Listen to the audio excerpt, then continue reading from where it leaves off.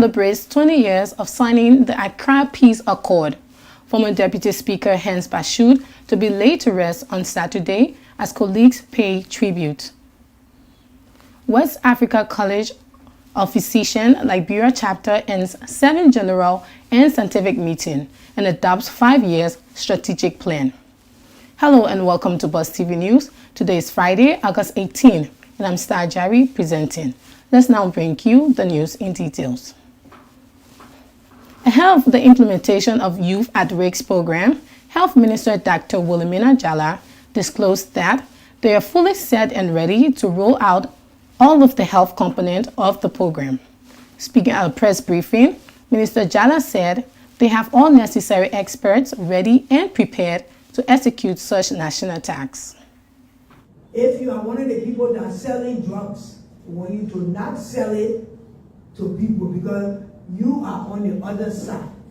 We are trying to move them from offer drugs. So if you are listening and you are on the side that are bringing the drugs, please, we are begging you. You also play a major part in saving Liberia. The drug, for the most part, has destroyed your physical, it has destroyed their mental health. If some of them have relationship, I'm sure they don't have it anymore. They have stopped going to school, it has destroyed education for them, and their entire future opportunity has been destroyed. We need to empower them. This is why we are calling on them to come out so that they can be recruited to begin their treatment. The power and the future is in their hands. So if they say the West African College of Physicians Liberia's chapter on Friday ended its 7th General and Scientific Meeting. The meeting, which ended with the adoption of a 5-year strategic plan, brought together key stakeholders within the sectors. Launching the 5 years document was Professor Rosetta E. Marshall, who challenged the actors to work to ensure that the plan document is implemented to the core. You must be able to project that plan and keep it visible as much as possible. Please do not write your plan and put it, what they say in the Bible, if you light a candle, you do not want to put it under. You have to light it up. So make sure your plan is visible. Make sure it's what you deeply desire, what you are willing to work for. Make sure your goals are specific and they're measurable. And you know, there were quite a few people writing this plan in the public health field, in the community health field, and I'm sure they know a lot about setting your goals that are measurable. Make sure, and I think I've said this, that you target the audience that you want to get there. And mainly, I think we will target the government, the Ministry of Health, and the teaching hospitals. It is my privilege and honor at this time to launch a strategic plan of the West African College of Physicians Liberia chapter. Also speaking at the program was the chairperson of the West African College of Physicians Liberia's chapter, Musu Duwoko, who emphasized the need for primary health care to be supported by national government. Health, a fundamental human right as dictated by the World Health Organization, is key to the economy of a nation, which is why I am glad you chose the theme on primary health care and the need for implementing, sustaining, and scaling up primary health care in Liberia. The WHO Constitution of 1946 envisions the highest attainable standard of health as a fundamental right of every human being without discrimination on the grounds of race, age, ethnicity, or any other factor. It is unfortunate that at times the authorities may not perceive health in this manner. Healthcare, primary healthcare in Liberia and other low-income countries, to be specific, lack adequate support. Compounding this are the challenges of today's economy, the war in Ukraine, the pandemics, and the ever-increasing brain drain, to name just a few. It is therefore our duty as fellows and members of WACP to ensure that the authorities acknowledge health as a human right and that they have a legal obligation to ensure everyone's access to timely, acceptable, and affordable health care. This is the premise of primary health care.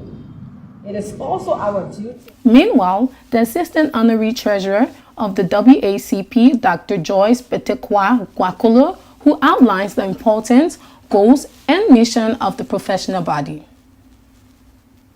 The West African College of Physicians was established on October 23, 1976, as an association of medical specialists in the following disciplines: community health, family medicine, internal medicine, and laboratory medicine, made up of its major specialties of anatomical pathology, chemical pathology, hematology, and medical microbiology, pediatrics, and psychiatry.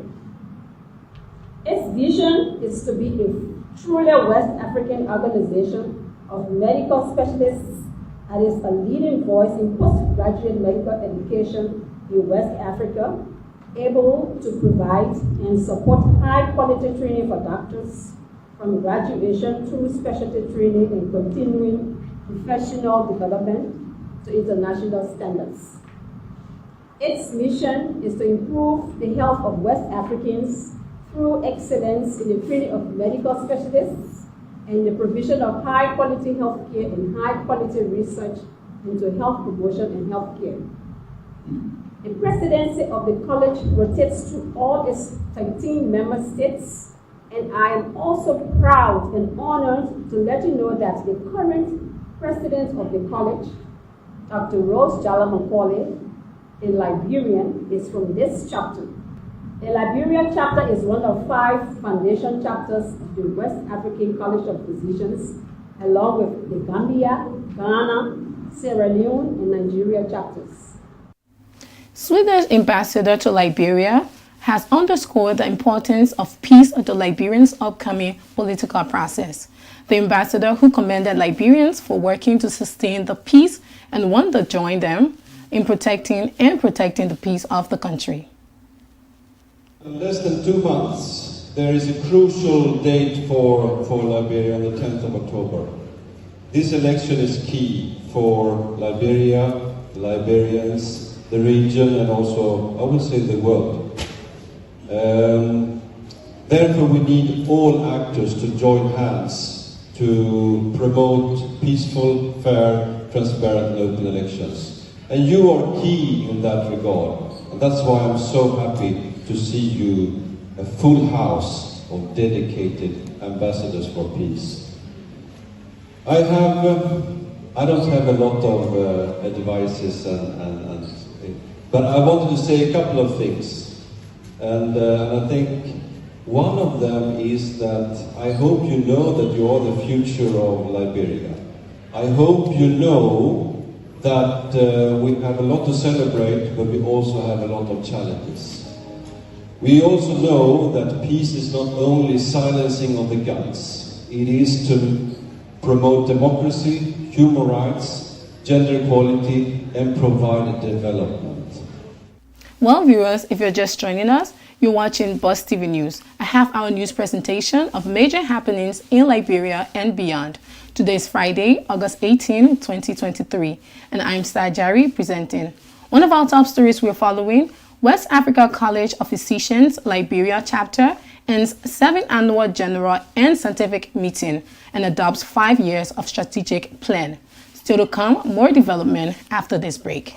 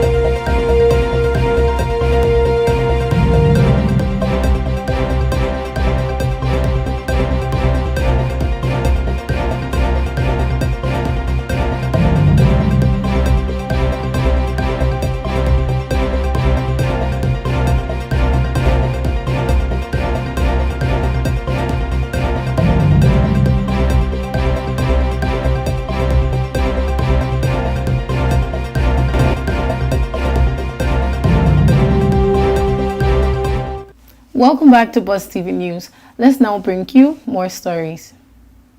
As Liberia observed 20 years of the signing of the Accra Peace Accord today, the chairman of the Council of Chiefs and Elders of Liberia, Chief Zanza Kawa, is encouraging Liberians to remain peaceful as the crucial October 10 general and presidential election draws near. Chief Zanza Kawa spoke to legislative reporters when he visited the capital today. In the country, we want peaceful election that was on my candidate from candidate to candidate. I go Baburu. I start with cultural activity there. Then all cultural activity must sit down after the election before we hear anything again. I do it to Baburu. I do it to Pomi. I do it to Kema. Tomorrow I'm going to Mozambique County because we by the senator election we're gone by. As the country devil can I don't want so it can happen this time because we want peaceful election, clean election in the country. Yeah, if because when you not member, you go run your campaign, you know they say the country devil on the road, you will not go there. The area you going to run your campaign, you will not go there. And the power invested me, I'm father of the country that were closing all my secret area after election, then we start. They advise when I get any instruction, they go by it because our taboo tradition, culture, anything we say, the book got to go by it. And nobody will challenge. The remains of fallen Grand Bassa County District 1 representative and former deputy speaker of the House of Representatives, 54 National Legislature, Hans Bashud, has been laid in a state funeral at the capital. Paying homage to their fallen colleague, 3 members of the 54th Legislature, including Representative Samuel Koga, Thomas Goshua, and Vincent Willie, both from Grand Bassa County, share a memory of their former colleague. What touched me basically is Honorable Bashu and I have worked together in the 53rd, subsequently the 54th, and our working relationship were very cordial, and he was one of the mentors when it comes to legislative politics. And so there are so many significant roles he played on handling the issue of conducting the chair of the floor, as well as serving as representative in the discussion, and the kind of idea he brought forward will be missed. We will miss it a lot. To one another within the caucus. So his passing is a big blow. It's something that is it was unexpected, and so it took most of us off balance. We can only pray and hope that we work along with his family to console them and that his soul rests in perfect peace, but he will be definitely missing Grand Bassa. He played a very definite and improved role in his district. He will really be missing his district. People in his district have resolved that they would have taken him for the third. Actually was when we got elected as member of the 54th legislature. And since that time to the point of his death, he has always been a father figure. I know the last time we met was the week he passed. He has come to visit me at my house, and we were there the whole night, lecturing, talking about the Bassa agenda and different issues. Why bring the issue? He and I spoke about it. That was on a Thursday, and then he died in assembly. The overall budget was more or less like a water.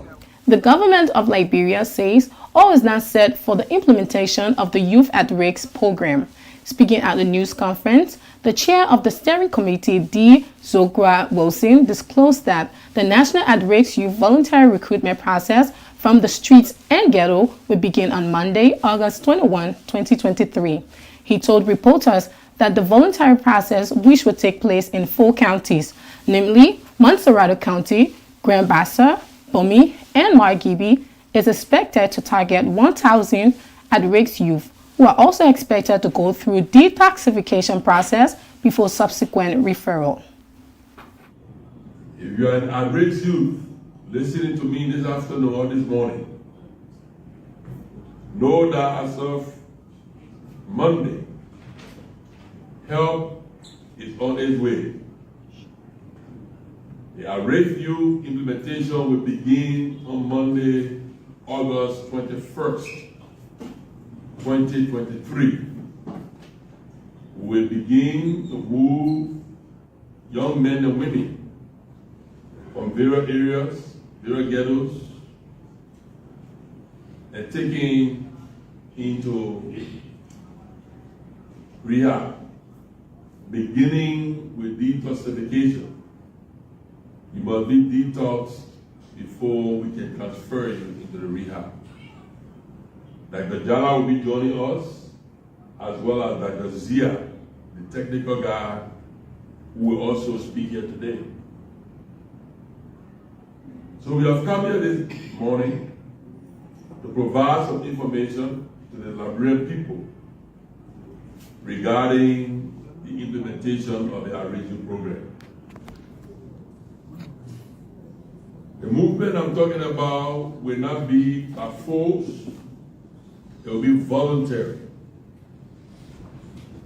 All that we are doing with our partners, at the end of the day, it will require our young brothers and sisters to willingly want to change their lives. Margibi County's senatorial hopeful Emmanuel Giddens has identified bad labor practice allegedly carried out by Firestone Liberia and poor health care as major challenges the people of the county are confronted with, stating that they need to be addressed. There are many challenges in Margibi County, but like I said, the labor issue is the first that I'll be concerned with, trying to understand it and trying to determine how to work together with employers and employees. And I mentioned Firestone. Firestone, to its credit, is the highest employer of Liberians. So Firestone must be credited for what it has done to provide jobs for our people. And we have to continue to encourage Firestone. But at the same time, the workers' concerns need to be adhered to. So where is the middle ground? Where is that place, where that comfortable zone, where management can feel that it is getting maximum benefit down to the Lebanese people, the store boys, those that just work for Indian people and store owners, how their dignity as workers is respected and how their humanity is protected. I think that is a key issue that I think as a legislature, I would want to pay attention to.